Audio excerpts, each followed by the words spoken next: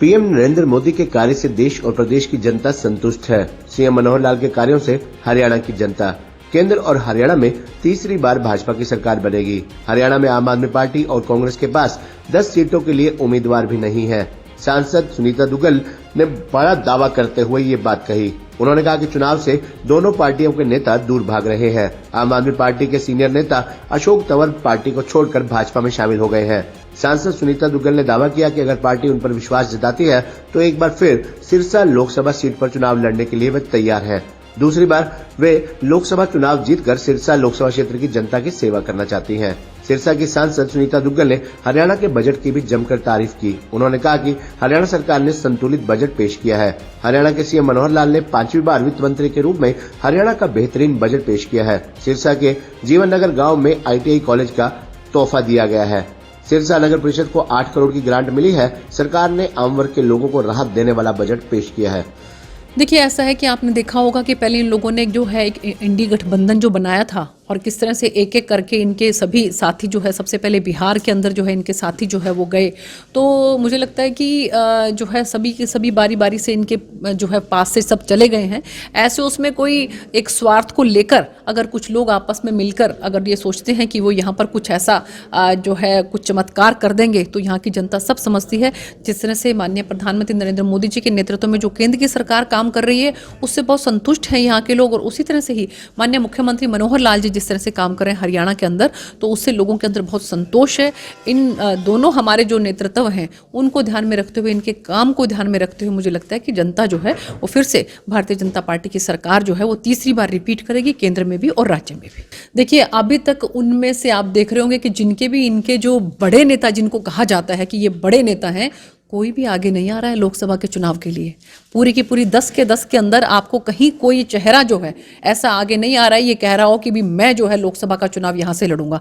ऐसे उसमें जब वो भागते फिर रहे हैं कि कौन सी लोकसभा से कौन लड़ेगा, तो आप समझ सकते हैं कि कितनी तैयारी उनकी है। और आप संगठन की बात करें तो कांग्रेस में किसी तरह का कोई संगठन नहीं है। आप अगर आम आदमी पार्टी के संगठन की बात करें तो उनके जो पूरे प्रदेश के जो संयोजक थे अशोक तंवर जी, वो हमारी पार्टी में आ गए हैं।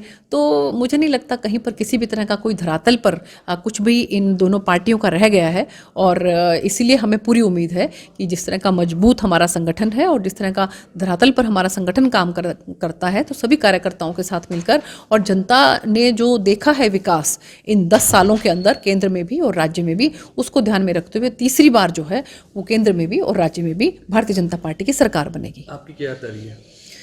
तैयारी देखिए, ऐसा है कि एक कार्यकर्ता के तौर पर हमारी पूरी तैयारी है। और जैसा कि समय आने पर अगर संगठन मुझ पर विश्वास व्यक्त करता है और मुझे यहाँ से फिर से जो है मौका देता है, तो मैं ज़रूर जो है पूरी मेहनत के साथ कार्यकर्ताओं के साथ मिलकर, यहाँ की जनता ने जो प्यार और स्नेह दिया है उसके बदौलत, उनके आशीर्वाद से मुझे पूरी उम्मीद है कि हम भी दूसरी बार फिर से जो है यहाँ से सांसद बन सकते हैं।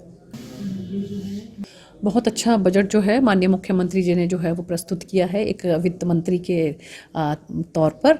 और 1,89,000 करोड़ रुपए का जो बजट है वो प्रस्तावित जो है अब की बार किया। और इसके अंदर मुझे लगता है कि जितने भी विभाग हैं उन सभी विभागों के अंदर जो है वो बजट को बढ़ाया गया है। और इस बात की मुझे बड़ी खुशी है कि जो हमारे किसान भाइयों हैं उनके लिए खासकर जो है ब्याज और जो जुर्माना है उसको माफ़ करने का काम माननीय मुख्यमंत्री जी ने किया है। इसके लिए मैं तहे दिल से उनका धन्यवाद करती हूँ। कोई नया कर जो है इसके अंदर नहीं लगाया गया है। और जो हमारे खासकर जो हमारी गरीब जो जनता है उनको खास ध्यान में रखते हुए 1,80,000 रुपये तक की आय वाले जो हमारे भाई हैं उन पर खास ध्यान रखा गया है। और हर तरह की जो पेंशन है उसको ये एक 3,000 रुपीज़ जो है उसका एक थ्रेशोल्ड लेवल रख दिया है कि 3,000 से कम जो है वो पेंशन वालों का किसी भी तरह से करके 3,000 मिनिमम जो है वो पेंशन दिया जाएगा। इसके साथ साथ मुझे बड़ी खुशी है इस बात की कि माननीय मुख्यमंत्री जी ने जो हमारे जो शहीद हैं उनको भी ध्यान में रखते हुए जो शहादत वाले जो हमारे जवान हैं उनके लिए 1 करोड़ रुपया उन्होंने रखा है। और इसी तरह से ही हम चिरायु हरियाणा है उसकी भी जो स्लैब है उसको बढ़ाया गया है। तो बहुत से मुझे लगता है कि हेल्थ के पॉइंट ऑफ व्यू से भी अगर हम देखें और साथ के साथ एक बहुत अच्छा और काम किया है कि जो वैध कॉलोनियाँ जो हैं उनके लिए उन्होंने ताकि उसकी जो है उसके विकास के लिए 1000 करोड़ रुपए का बजट जो है वो रखा गया है। तो मुझे लगता है कि सारी बातों का बहुत ध्यान रखते हुए माननीय मुख्यमंत्री जी ने बहुत ही संतुलित और सर्वस्पर्शी और सर्वसमावेशी जो है वो बजट प्रस्तुत किया है। शिक्षा की बात की जाए